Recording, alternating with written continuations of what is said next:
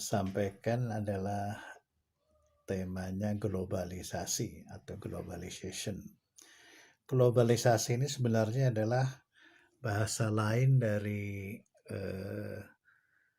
neoliberalisme, ya, yang sudah kita jelaskan minggu lalu, dan dia merupakan sebenarnya pemikiran dari ekonomi klasik yang intinya globalisasi ini adalah menekankan pada konsep pasar bebas, ya, free market dan perdagangan bebas atau free trade.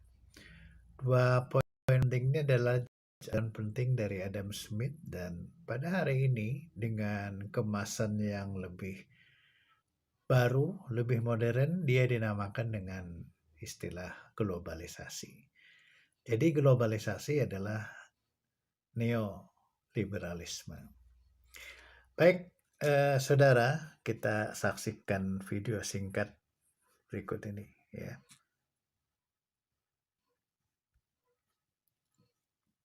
Is economic globalization. Economic globalization refers to the global mobility of people, capital, technology, goods, and services. It refers to how interdependent we have all become, specifically countries, regions, and trading blocs. Countries today depend on each other.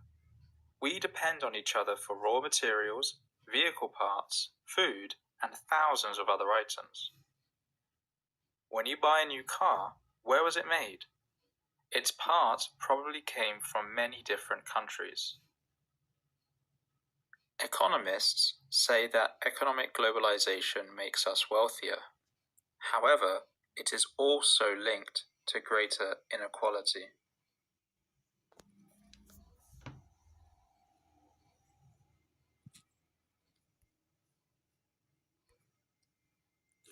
Ya, itu adalah definisi singkat dari globalisasi.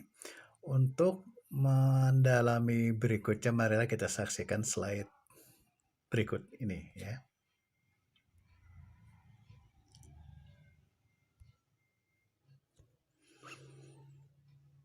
Jadi apa globalisasi? Ya, jadi kalian lihat di sini. Globalisasi itu bisa kita definisikan sebagai satu proses yang mempercepat kegiatan ekonomi di seluruh dunia, ya.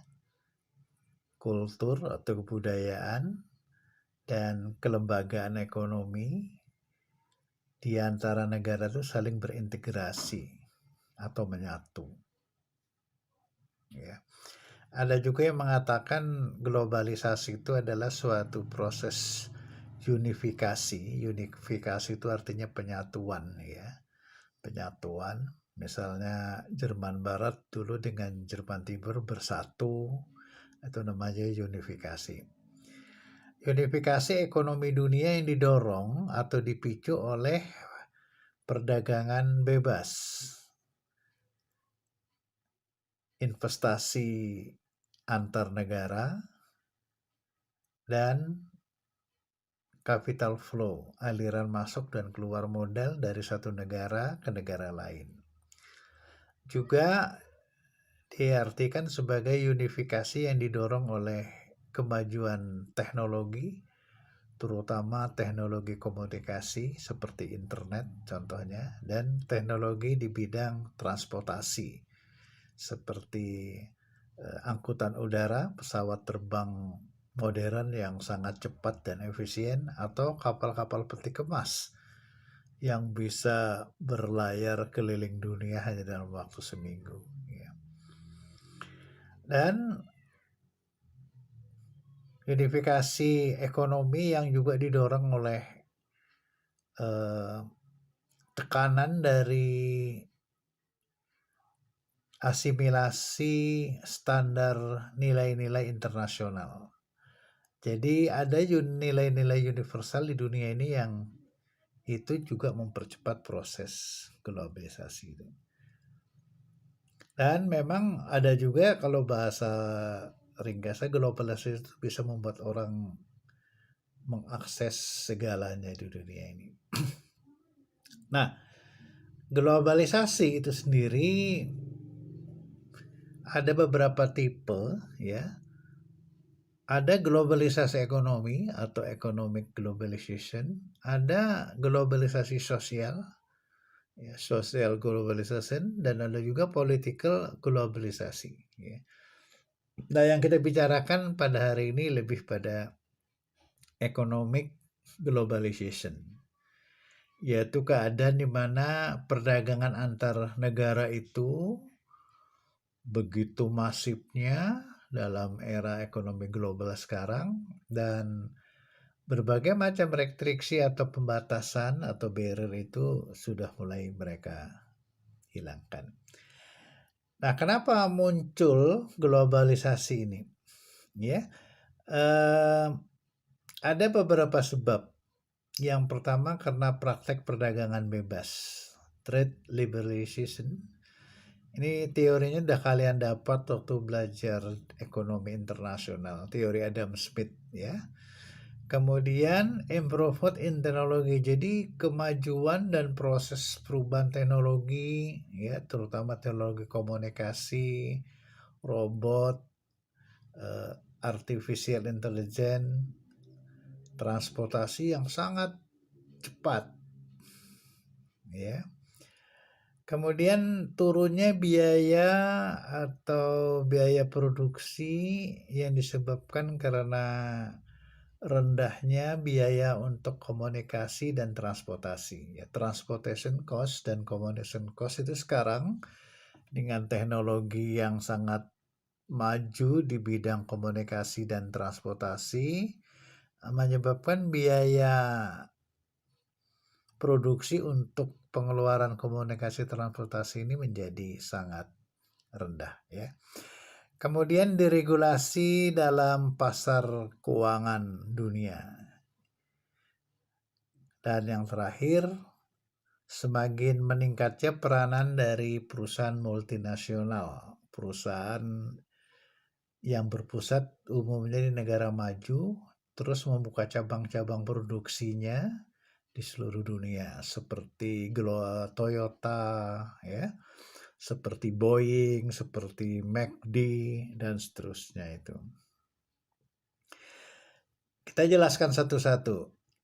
Perdagangan bebas ya, perdagangan bebas ini memang sudah menjadi cita-cita sejak zaman Adam Smith, dan pada tahun 90-an ketika lahir The Washington Consensus itu, kemudian lahir lembaga WTO dan GATT, cita-cita perdagangan bebas yaitu perdagangan antar negara yang tidak ada lagi pembatasan seperti tarif, kuota, pajak, dan aturan-aturan lain ya, subsidi dan seterusnya itu dihilangkan. Kemudian perubahan teknologi ya, teknologi internet terutama dan transportasi. Kemudian diregulasi di sektor keuangan. Ini banyak di seluruh dunia pasar keuangannya, pasar modal, perbankan, lembaga-lembaga keuangan itu dibenahi sehingga dia maju dan bisa bekerja secara nasional maupun internasional ya. Kita lihat di negara kita itu Bank Rakyat Indonesia BRI itu sekarang punya satelit sendiri. Makanya di pojok manapun modalnya ya, BRI itu bisa buka cabang. Pokoknya punya antena parabola, ditembakkan ke satelitnya, maka semua transaksi keuangan itu meskipun di atas puncak Gunung Bromo juga bisa mereka lakukan. Itu satu contoh saja. Kemudian semakin pentingnya peran dari perusahaan transnasional ya. Modal-modal besar yang bergerak di bidang industri, banyak yang membawa modalnya terus membuka cabang produksinya di negara-negara lain ya.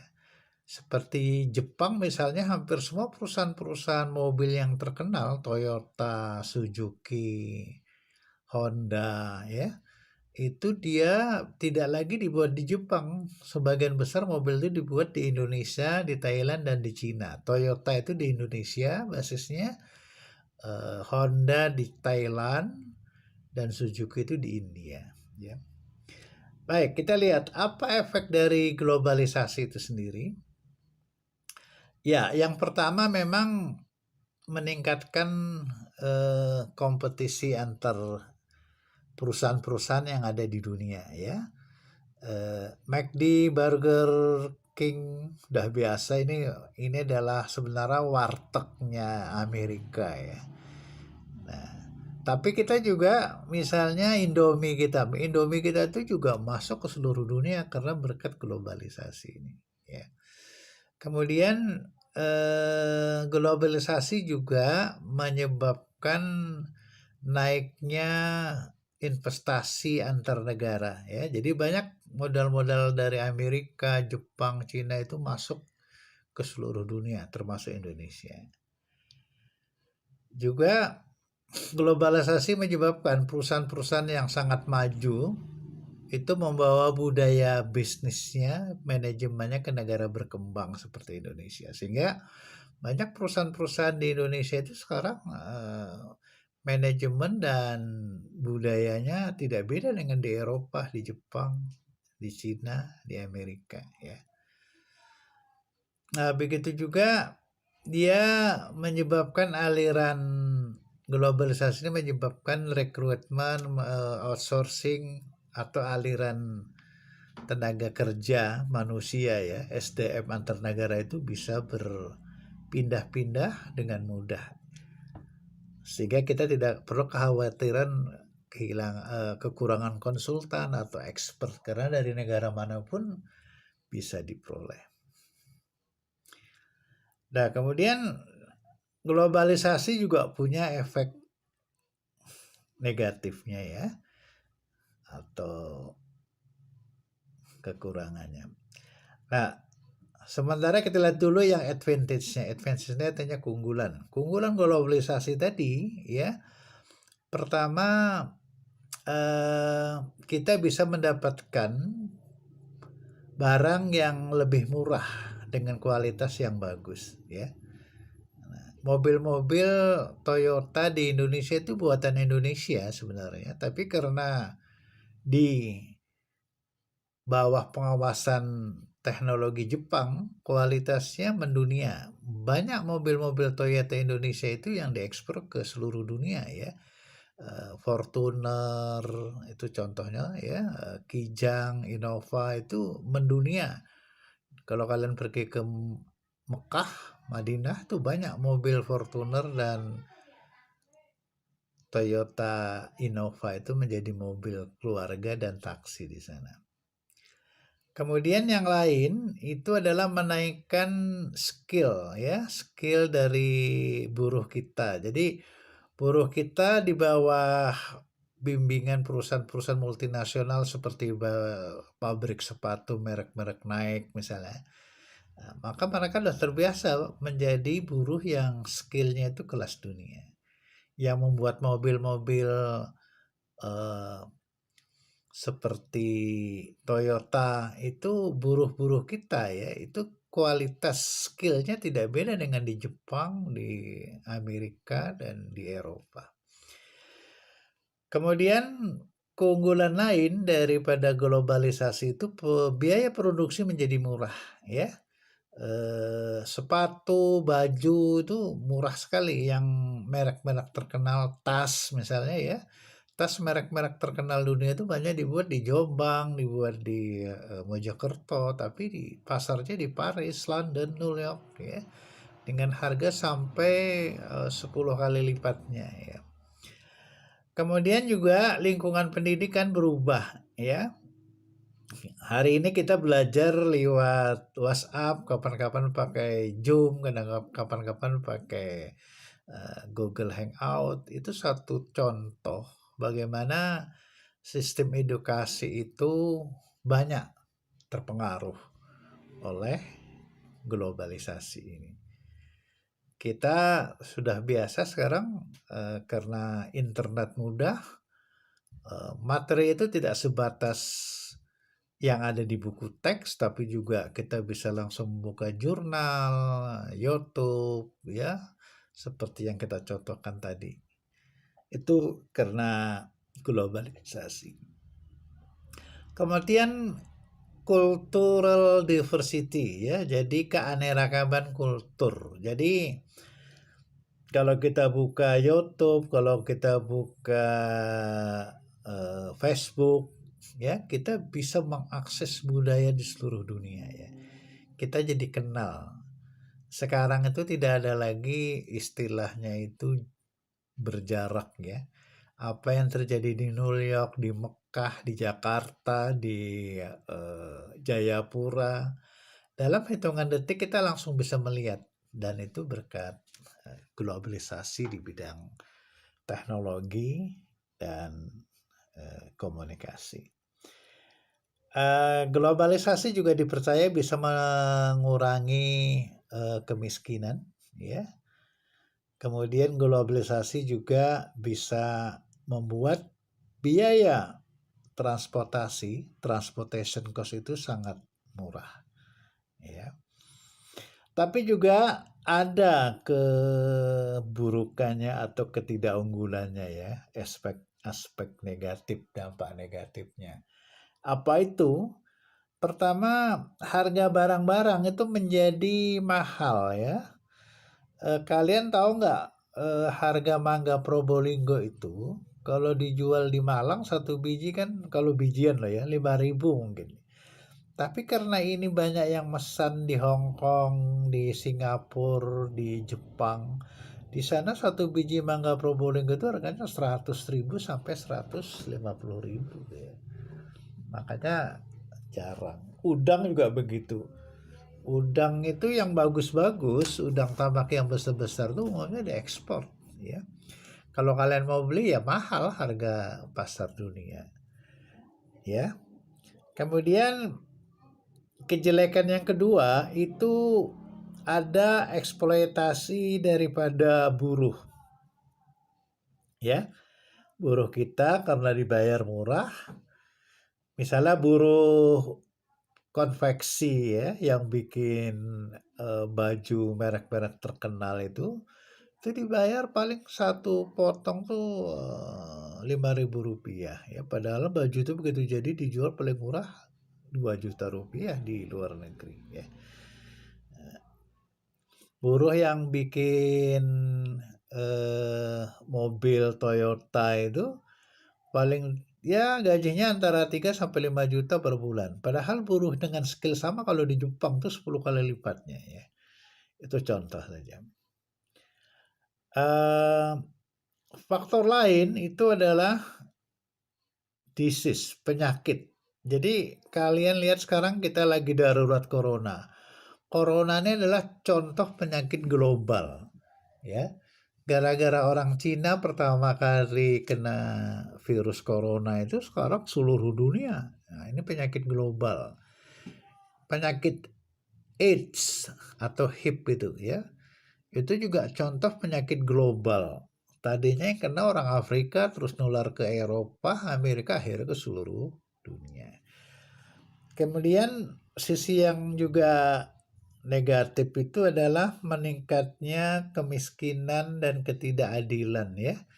Orang kaya semakin kaya, orang miskin semakin miskin. Di negara kita satu contoh, 1% orang paling kaya di Indonesia itu punya kekayaan lebih dari separuh pendapatan nasional, ya. Ini kan cukup tidak adil. Kemudian juga meningkatkan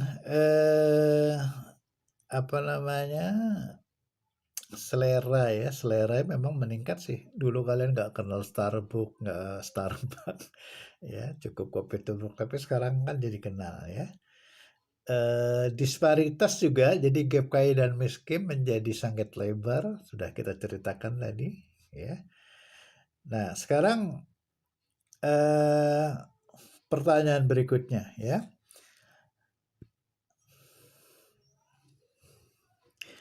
Dengan kondisi-kondisi seperti itu, terus bagaimana? setiap negara. Nah, masalahnya begini, tidak ada satupun sekarang ini di dunia ini, bahkan Rusia dan Cina yang tertutup itu, Korea Utara sekalipun, itu yang bisa terhindar dari aspek globalisasi ekonomi ini. Kita mau tidak mau harus mau terlibat di dalamnya ya, dengan segala risiko. Plus minus tadi kita sebutkan ya.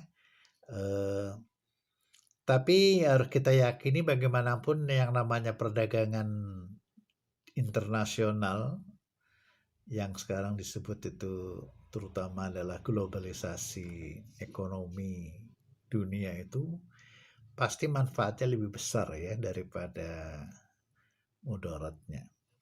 Baik, kita teruskan.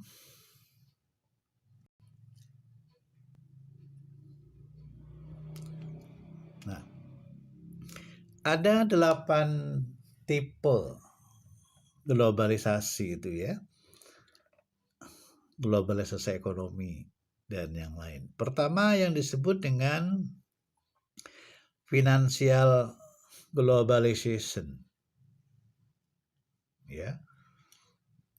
Jadi maksudnya di sini adalah terintegrasinya pasar keuangan internasional, perbankan, ya, sistem perbankan, kemudian pasar uang, pasar modal itu betul-betul menjadi satu. Kalau hari ini saudara punya ATM, BNI atau BRI atau BCA misalnya ya. Nah, di situ kan di bawahnya ada tulisannya Sirus atau apa itu. Maka ATM itu kalian gesek di seluruh dunia bisa ya. Saya pernah menggesek ATM BNI saya itu di Beijing, pernah di Shanghai, pernah saya gesek di Mekah, pernah saya gesek di Singapura, pernah saya gesek di Paris, di Roma, tuh bisa. Ya punya BNI itu ya sama apa namanya PIN-nya. Cuman kalau kita keluarkan uangnya, yang keluar yang mata uang di mana kita. Kalau saya di Mekah yang keluar rial ya. Tapi nanti langsung dikonversi mengurangi tabungan kita yang di tanah air ya. Tidak ada masalah. Makanya coba ATM itu kalian pelajari selain bahasa Indonesia biasakan yang bahasa Inggris juga dipelajari sebab suatu hari nanti kalau kalian pergi ke Cina itu pilihannya bahasa Cina atau bahasa Inggris. Kalian ke Mekah pilihannya cuma bahasa Arab atau bahasa Inggris ya. Kalian ke Prancis pilihannya dua, bahasa Prancis atau Inggris ya. Oke, itu contoh finansial globalisasi. Kemudian ekonomi globalisasi. Ini kalian tahu ekonomi kan 3 ya, konsumsi, produksi, distribusi ya. Nah sekarang juga 3 faktor ini mengglobal. Jadi misalnya produksi ya, produksi pesawat Boeing misalnya itu tidak semuanya komponennya itu dibuat di Amerika. Ya, sebagian dibuat di Inggris, dibuat di Kanada, di Jepang, di Cina, bahkan ada yang dibuat di Bandung ya, di PTDI itu. Beberapa bagian dari pesawat Boeing dan ataupun Airbus Eropa itu bagian sayap itu yang buat orang Bandung di PTDI ya. Begitu juga dengan konsumsi. Konsumsi sekarang itu kan global ya. Kalian mau beli apapun sekarang lewat Amazon.com atau Alibaba itu kan bisa ya. Pengirimannya lewat perusahaan-perusahaan kurir internasional. Kemudian globalisasi di bidang teknologi. Ini juga sama ya. Yang jelas tuh sekarang kita bisa WA-an ke seluruh dunia ya. Kalau saudara punya saudara di Amerika, di Hong Kong itu kan mudah dengan WA. Itu adalah contoh globalisasi teknologi. Contoh lain televisi satelit ya. Saya kebetulan di rumah itu berlangganan IndoHome dan TV kabel ya. Saya bisa mengikuti semua siaran televisi di seluruh dunia on time. Di Mekah, di Amerika, itu contoh ya, internet. Kalian bisa nonton film online ya, padahal situsnya itu di Amerika atau di Cina, itu contoh bagaimana teknologi itu begitu mengglobalnya. Saya merekam kuliah ini dengan HP Cina, Xiaomi, ya itu contoh juga. Kita bisa memperoleh HP canggih dengan harga yang murah ya. Itu contoh bagaimana teknologi global itu. Begitu juga dengan politik, ya. Sekarang ini urusan virus corona itu mulai bukan hanya kesehatan, sekarang mulai masuk aspek politik ya.